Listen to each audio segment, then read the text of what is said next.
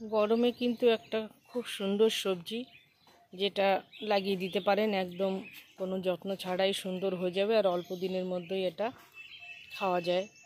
ডাঁটা, এই যে এখানটায় আমি ডাঁটা লাগিয়ে দিয়েছি, কারণ এর মধ্যে মধ্যে বেগুনের চারা এগুলো লাগাবো। তো পুরনো বেগুন গাছ সব তুলে ফেলেছি, নতুন করে বেগুনের চারা তৈরি করে সেগুলো লাগাবো। অনলাইন থেকে এনেছি বেগুনের বীজ।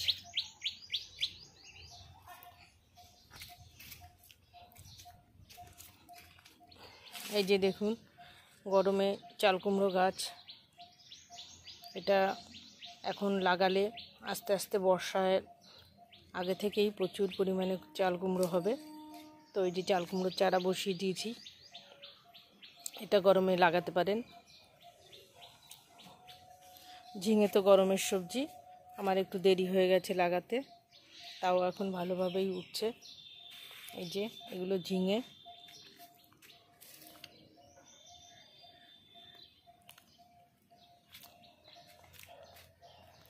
আর আপনারা যারা আমার ভিডিও দেখেন তারা তো জানেন আমি প্রচুর উচ্ছে গাছ লাগিয়েছি, করলা আর কি, আর হচ্ছেও খুব সুন্দর। প্রচুর করলা গাছ লাগিয়েছি।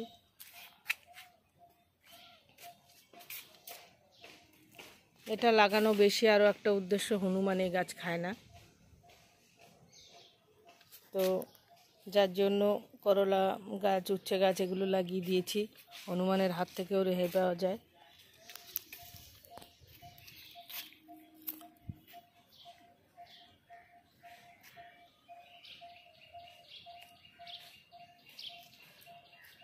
আর এই যে শশা গাছ, আমার শশা গাছ নষ্ট হয়ে গেছিলো, তারপরে এই যে যেখান থেকে আগাটা নষ্ট হয়ে গেছিলো, তারপরে ওখানে কেটে দেওয়ার পরে এখন আবার সুন্দর হচ্ছে শশা গাছ।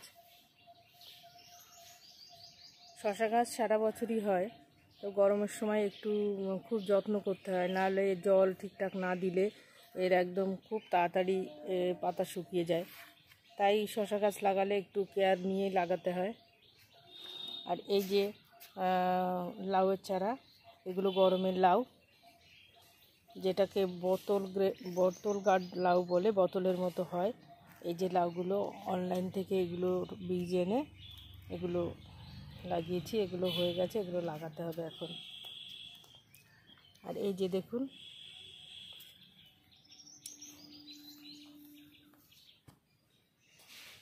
এই যে কুমড়ো হয়েছে, এটা কি কুমড়ো ঠিক বলতে পারবো না, তবে ওই স্কোয়াশের মতো একদম গোড়ার থেকে এই যে কুমড়ো হতে শুরু করে।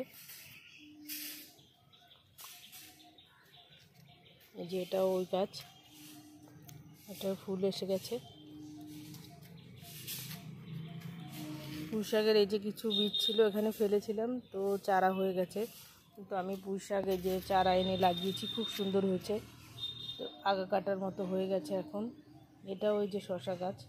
আর এই যে বললাম নতুন করে বেগুনের চারা বসিয়েছি, এই যে পুরনো বেগুন গাছগুলো নষ্ট হয়ে যাচ্ছে, তাই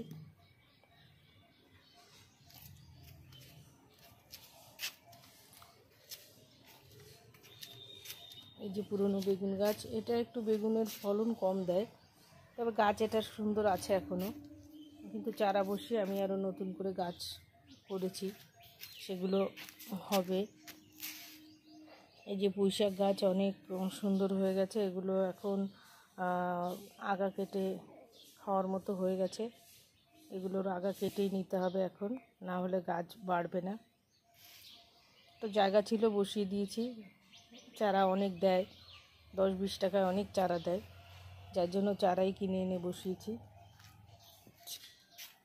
এই যে দেখুন বেগুন গাছ, এগুলো প্রায় নষ্ট হয়ে গেছে, তাও তুলিনি, আর দুটো একটা বেগুন হচ্ছে না তা না। আর এই যে ডাঁটা, এই ডাঁটাগুলো খাওয়ার মতো হয়ে গেছে, তো ডাঁটা পরপর লাগিয়ে দিলে ভালোই হয়, আর কিছু ডাঁটা উঠলো, কিছু আবার খাওয়ার মতো হয়ে যায়, তো পরপর এইভাবে ডাঁটা লাগিয়েছি। আর এই যে টবের গোড়ায়ও একটা একটা আছে, তুলিনি, এগুলো কদিন বাদে তুলে নেওয়া যাবে সেই জন্য। আর এই যে গরমে আমি ভুট্টা লাগিয়েছি, খুব সুন্দর গাছ হয়েছে ভুট্টার, বেশ বড় হয়েছে গাছগুলো।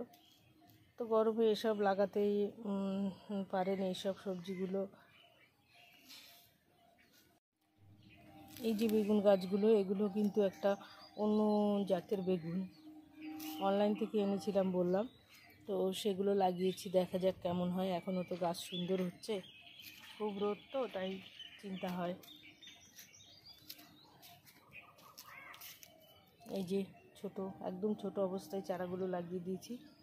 আর এই যে ওপরেও যেখানে সবজির খোসার ওপর লাগিয়েছিলাম ভুট্টা গাছ, খুব সুন্দর হচ্ছে। কবে ভুট্টা হবে কে জানে। প্রথম লাগালাম এবছর আমি ভুট্টা।